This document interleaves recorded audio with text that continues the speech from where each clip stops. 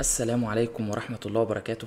ما تأخرتش عليك، وزي ما وعدتك وقلت لك ان شاء الله هنبدأ نصور من تاني ومش هنتأخر في التصوير. كان لازم ان انا اعمل الفيديو ده. فالمهم انا عايز اسألك سؤال كده. في حاجة، يعني هل انت عمرك مثلا عديت بليلة، واكيد انت مريت بيها، بليلة كنت انت حزين قوي، كنت انت مكسور، كنت انت حاسس انك ضعيف قوي، مريت بموقف خلاك انك قاعد بتعيط وقاعد حرفيا، يعني اللي هو كانت كل حاجة سودة في وشك، بدأت انك تسأل ربنا كده وانت قاعد: يا رب، طب انا ليه حصل معايا كده؟ طب هو انا وحش؟ طب انا مثلا انا مش كويس؟ وتبدأ انك تشك في نفسك وثقتك تقل بنفسك وكلام من ده كله. ف... وتقعد تقول: طب انا ممكن ده مثلا بسبب ذنب انا عملته، فده عقاب. فلا، مش لازم. ما ممكن ان يكون الحزن اللي انت فيه ده ممكن يكون هدية من ربنا. فإن مع العسر يسرا إن مع العسر يسرا فإذا فرغت فانصب وإلى ربك فارغب. تعرف ان الحزن بيخليك انك تشوف كل حاجة، يعني اللي هو انت مثلا بتبقى حرفيا بتشوف كل حاجة على حقيقتها. بتشوف كل المواضيع، كل التفاصيل الصغيرة، بتشوف كل حاجة. الحزن بيكسرك، يعني لدرجة انك مثلا، يعني وانت قاعد كده وانت مكسور وزعلان، بتقول يا رب. ودي كفيلة لوحدها، يعني حرفيا بتلاقي ان دي هدية من ربنا. ليه؟ لان ربنا يريد انك ترجع له. ربنا يريد انك تقول يا رب، وانك تقوم تصلي، وانك تقوم تكلمه.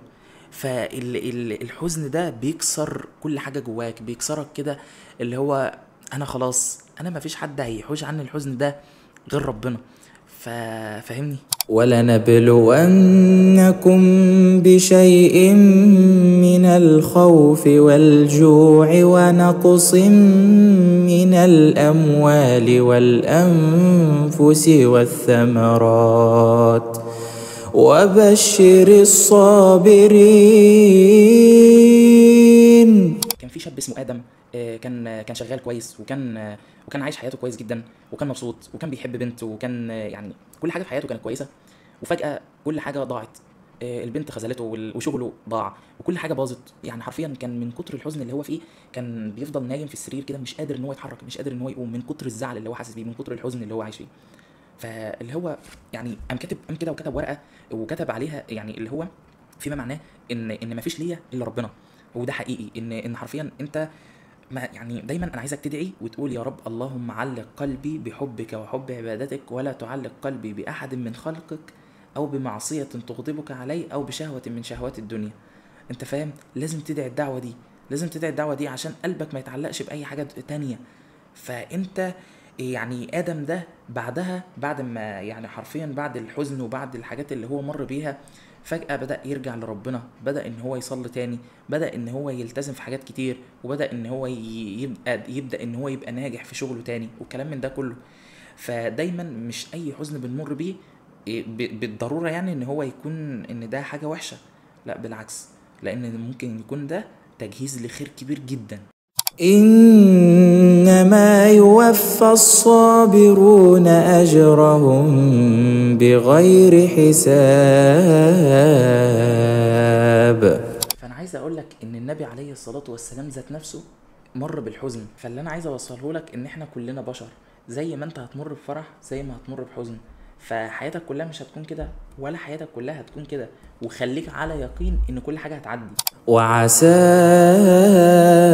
أن تكرهوا شيئا وهو خير لكم وعسى أن تحبوا شيئا وهو شر لكم والله يعلم وأنتم لا تعلمون. ويمكن انت موجوع دلوقتي ومتضايق ومخنوق ومش عارف تطلع من اللي انت فيه، ولكن خليك على يقين ان انت ربنا شايفك، وربنا سمعك، وربنا يعني حرفيا حاسس بكل، يعني اللي هو مطلع على كل حاجة جواك، مطلع على كل، بص، على كل دمعة بتنزل منك على كل حرفيا. عارف انت الحركة دي اللي هو الواحد مثلا اللي هو وهو بيعيط كده كده، انت فاهم، اللي هو من كتر الحزن ومن كتر الزعل اللي هو بيبقى فيه ومن كتر ان انت ساعتها بتبقى الدنيا سودة في وشك. انت فاهم قصدي ازاي؟ الاحساس ده انت مريت بيه، فاللي هو خليك على يقين ان انت ربنا مطلع عليك. لا تدري لعل الله يحدث بعد ذلك أمرا. فحاول انك ما تبخلش بالدعاء، وحاول انك تقرب من ربنا وتدعي كتير كتير كتير كتير، لان الدعاء بيغير القدر، ورب الخير لا يأتي الا بالخير. وربنا سبحانه وتعالى يا رب يجبر قلوبنا جميعا يا رب العالمين. وعايز اختم لك الفيديو بسنة عن النبي عليه الصلاة والسلام، ان النبي عليه الصلاة والسلام لما كان بيمر بحاجة مش كويسة، يعني حاجة بتأثر عليه، حاجة يعني حاجة محزنة، فكان النبي عليه الصلاة والسلام ما كانش بيفضفض لحد، لا كان بيفضفض لربنا. كان إذا حزبه أمر فزع إلى الصلاة، كان بيقوم على طول ويصلي ويسجد. النبي عليه الصلاة والسلام قال لنا أقرب ما يكون العبد من ربه وهو ساجد. فبالتالي إنك تقوم تصلي وتسجد وتفضل تدعي تدعي تدعي، هتخلص صلاة حرفيا انت قبل الصلاة حاجة وهتبقى بعد الصلاة حاجة، هتتغير حرفيا. وبس، اتمنى انك تكون استفدت من الفيديو، واتمنى ان هو يكون فيديو خفيف ولطيف على قلبك.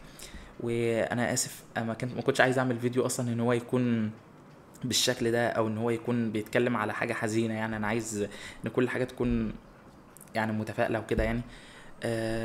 بس انا والله كلام متفائل اهو، كلام جميل. فبس، فان شاء الله اشوفك في الفيديو الجاي.